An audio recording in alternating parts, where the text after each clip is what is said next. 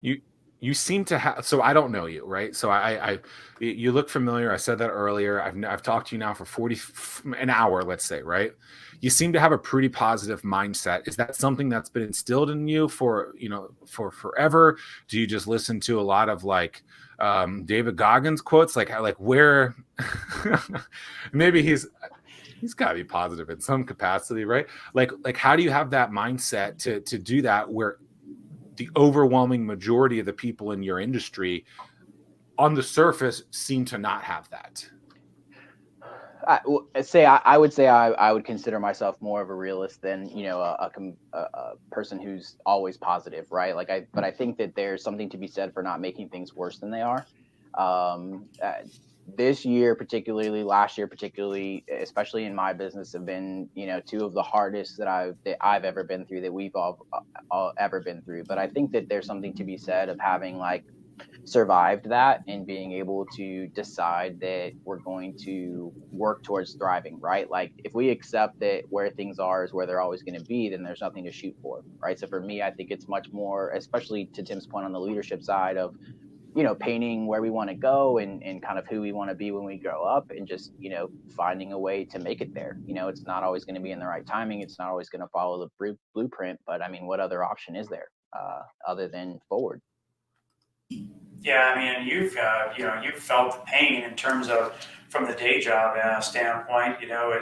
Is you have to let staff go or whatever the case is because room occupancy isn't where it needs to be. I mean, you have that realistic picture, so you Yeah. know firsthand what it's like.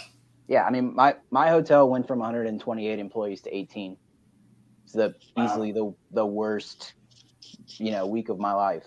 And I think having gone through that now to look at things as they are, that there are still a lot of lingering effects of the changing world and what that looks like. But things are a lot better now than they were then. Like the fact that we're arguing about not having enough staff instead of not having enough business is a privilege. And I think that it's just a matter of reframing, looking at those things from a different way. What were the numbers again? Yeah. 128 to 18.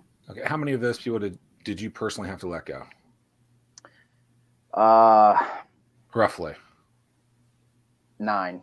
Okay, so of that nine, like, what's the scenario? Like, how do you let someone go? Like, I think a lot of people will just say, "Oh, when someone's time to let them go, you let them go." Like, what do you do when you have to let someone go in a situation like a COVID or in a situation of just, anyone letting go? Because I feel like that emotion is something that, like, I've told this to Tim before. Like, people are just like, "Oh, you know what? The checklist says just fire the employee." Oh, the checklist just says hire the employee. I'm like, hold on a second. Like, I'm a human. This, like, I remember the first time I ever I probably never said this ever other than to you, Tim. Like the first time I ever let someone go, I cried the night before because I was like, I cannot believe I'm about to do this. Yeah, Oh yeah. anyone that says that business isn't personal has never been in Yeah, business.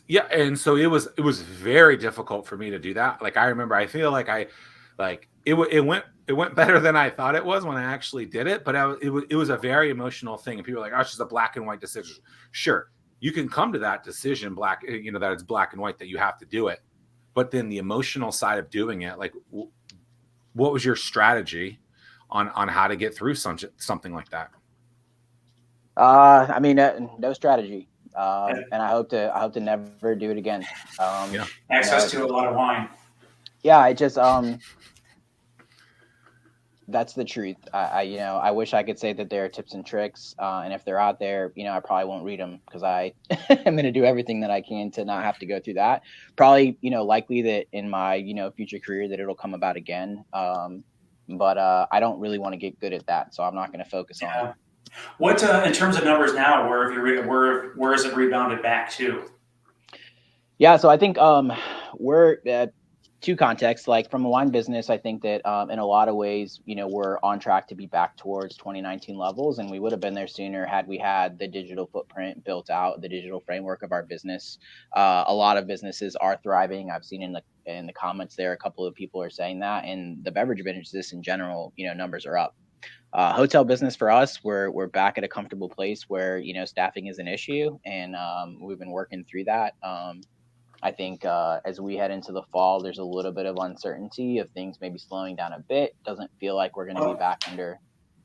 So with that, so as things, everyone, I hear a lot of people talking about how it's been so slow to get back to where you're going, and a lot of that, it's not a matter of hey, the doors are open, come on in, enjoy yourself. If you have to hire a whole new staff, or you have to find a whole new staff, onboard them, train them, get them to where they need to be. That takes a long time to bring all those people up to speed. And if like you look at the concert industry right now, I mean, it's like a lot of the concerts, they're not even getting going until late August, September, October timeframe, just because it takes so long. Were you able to leverage previous employees, or did those previous employees say, I've moved on, and then you have to hire brand new people and start the whole process all over again? Some of both. I think that's a good, way to characterize it, right? That you've got some people that may be familiar, but you also have to keep in mind that the business that they're coming back to is not the business they left. So there's a retraining anyway, right? And the way things have changed, things have happened at such an accelerated speed, and so many decisions have been made on the fly, right? Over the last 18 months, I think in all of our businesses that there's a retrain anyway. And then, I think that one of the challenges that you can have in a business, right, is that when someone comes back to a business that's not the same anymore, are they going to be engaged in the same way? Are they going to be invested in the same way? Do they even like the business anymore? If, Interesting things have points. fundamentally changed in the way that you operate, right? And I think that you just don't know that until you really have the discussion with individuals, right? Like the what could have been the favorite part of their job could be gone.